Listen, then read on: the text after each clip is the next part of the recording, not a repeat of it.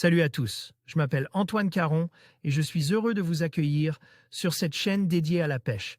Ici, je partage des astuces sur la pêche, le choix des appâts et des leurres, et j'aide également les débutants.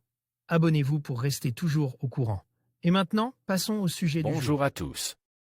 Dans cette vidéo, je vais vous parler de 3 espèces de poissons à pêcher dans les Bouches-du-Rhône.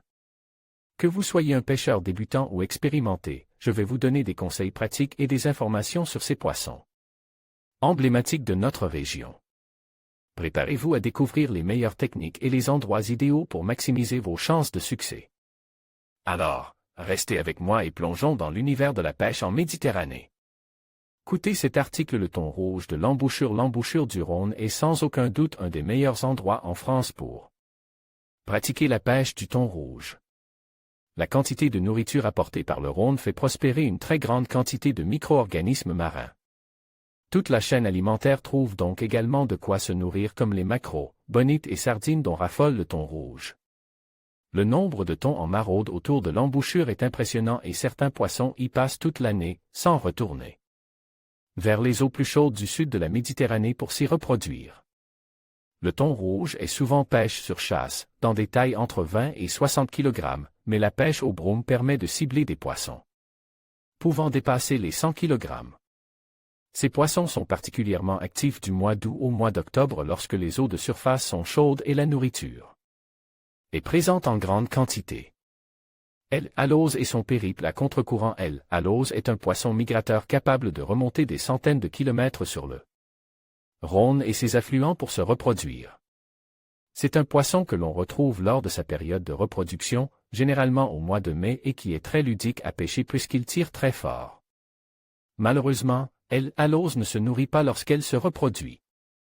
Pour réussir à en capturer, il faut déclencher des touches d'agressivité en utilisant des petits leurres souples ou cuillères imitant un petit poisson en fuite.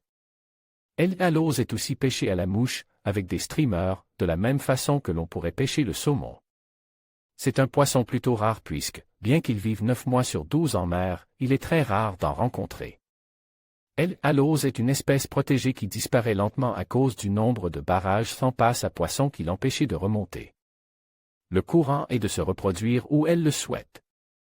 Les loups de l'étang de Berre. L'étang de Berre est un étang dont l'eau est salée, peu profond, mais qui contient une population de loups très importante. Malgré l'impact de la pêche professionnelle qui a fortement réduit les populations, l'étang de Berre reste un haut lieu de la pêche du loup en surface.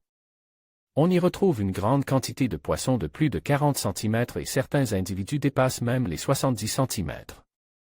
Une grande partie de ces poissons se regroupe dans l'étang du printemps à l'automne, puis sort vers la pleine mer pour se reproduire au début de l'hiver.